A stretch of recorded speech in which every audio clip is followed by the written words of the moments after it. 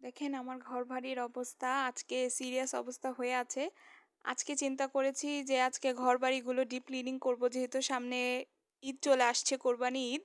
তো আমার এই ফাঁকা জায়গাটা দেখলেন তো আমি আজকে এই ফাঁকা জায়গাটাকে এটা দিয়ে সুন্দর করে আটকিয়ে দিব। তো আসসালামু আলাইকুম, এখান থেকে আজকে ভিডিওটা শুরু করছি। কেমন আছেন আপনারা? যে কাগজটা আমি দেখালাম সে কাগজটা দিয়ে আমি এখন এই ফাঁকা জায়গাটা ঢেকে দিব। যেহেতু আমার বাড়ি অনেক আগের, তো আগের সময় বাড়ির ওয়ালের মধ্যে এরকম ক্যাবিনেটের মধ্যে করে দিত। তো আমি আজ এই জায়গাটা দেখতে ভালো লাগছে না। তো আমি এই কাগজটা দিয়ে জায়গাটাকে আটকিয়ে দিলাম। এই কাগজটা অনেক দিন আগে এনেছিলাম অন্য একটা কাজের জন্য। যেহেতু ব্যবহার করা হয়নি, বাসায়ই ছিল। তো আমি এটাকে কাজে লাগিয়ে দিচ্ছি। তো আমার অপোজিটের ওয়ালটাও এরকম খালি ছিল। তো ওই ওয়ালের মধ্যেও আমি পেপারটা আটকিয়ে দিয়েছি।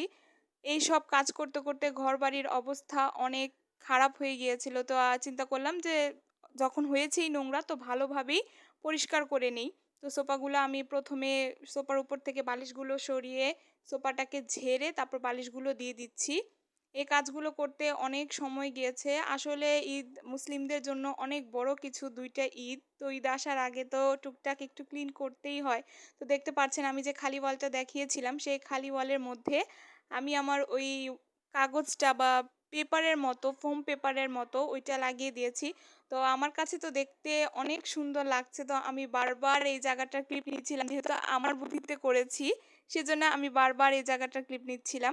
আপনাদের কাছে কেমন লেগেছে আমাকে জানাবেন আমার এই আইডিয়াটা। যেহেতু বাসায় পড়েই ছিল, পড়ে না থেকে একটা কাজে লাগিয়ে দিলাম।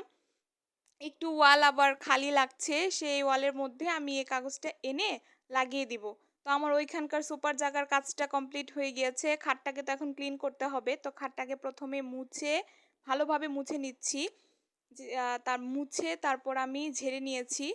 ঝেড়ে তারপর আমি সবসময় খাটে চাদর বিছানোর আগে আমার মা বলে যে, "একটু পাউডার দিয়ে দাও তাহলে ঘুম আসলে তোমার ভালো ঘ্রাণ আসবে খাটে থেকে।" তো দিয়ে আমি এখানে বিছানা চাদরটা বিছিয়ে নিচ্ছি। বিছানা চাদরটা বিছিয়ে তারপর আমি আপনাদের আমার পুরা রুমের লুকটা দেখাচ্ছি যে আমার পুরা রুমটা দেখতে কেমন হয়েছে। তো আমি এই পাশে সোফা রেখেছি।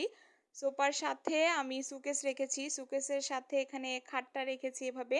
ঘরটা ছিল অন্যভাবে। তো আমি আজকে ঘরটাকে ফার্নিচারগুলো এলোমেলো করে এপাশ থেকে ওই পাশ করেছি। আর এখানে আমার একটা কাঠের আলমারি, একটা প্লাস্টিকের আলমারি, আর হচ্ছে ফ্রিজ, তারপর ড্রেসিং টেবিল, তারপর ময়লা কাপড়ের রাখার র‍্যাক এগুলি রেখেছি। এভাবে ঘুরিয়ে মানে পুরা ঘর জুড়েই আমি ঘুরিয়ে গোল করে ফার্নিচার রেখেছি। আর মাঝখানে অনেকখানি জায়গা বের হয়েছে। আগে ছিল অন্যভাবে। তো আমাকে জানাবেন আপনাদের কাছে আমার এই ঘর সাজানোটা কেমন লেগেছে? আমার কাছে তো ভালোই লেগেছে। আমার মাকে বলছিলাম বারবার যে, "আম্মু দেখো কেমন হয়েছে?" আম্মু বলছিল যে, "না ভালোই হয়েছে।" আমার বোনকে দেখালাম কেমন হয়েছে। আসলে নিজে করেছি তো, নিজের আইডিয়া করেছি তো, তাই বারবার সবাইকে জিজ্ঞেস করেছিলাম যদি ভালো না লাগে। আর আপনারা তো জানেনই ফার্নিচার মুভ করতে কতটা কষ্ট হয়।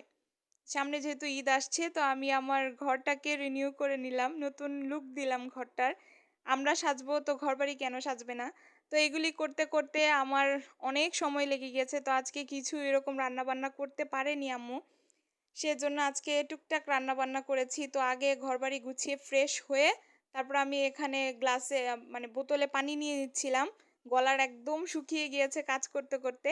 তো আজকে কাজের ফাঁকে আম্মু খিচুড়ি রান্না করেছে। চাল ডাল দিয়ে একদম ভুনা খিচুড়ির মতো রান্না করেছে। সময় পাইনি। তো আমি বললাম, "খিচুড়ির সাথে আর কিছু লাগবে না। ডিম ভাজি করো আজকে। ডিম ভাজি দিয়ে খেয়ে নিবো।" তো আম্মু এখানে পেঁয়াজ কাঁচামরিচ কেটে নিয়েছে। আমি ফ্রিজ থেকে ডিমটা বের করে দিলাম। ডিমটা ফাটিয়ে নিয়েছে।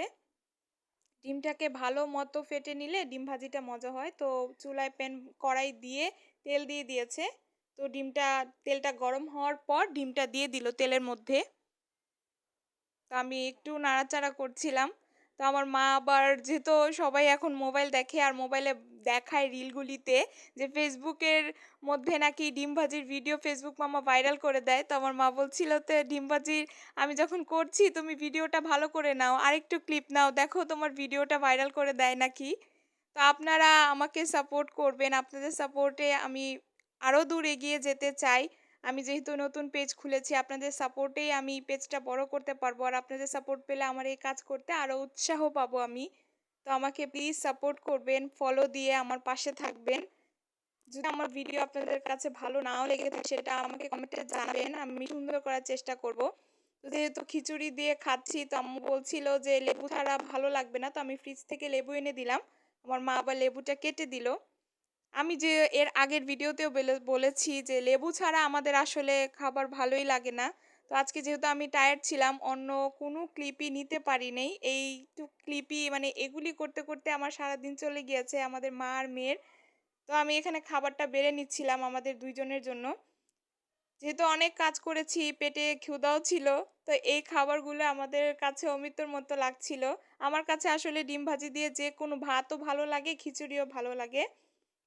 তো আমার প্লেটে আমি খাবারটা নিয়ে নিলাম।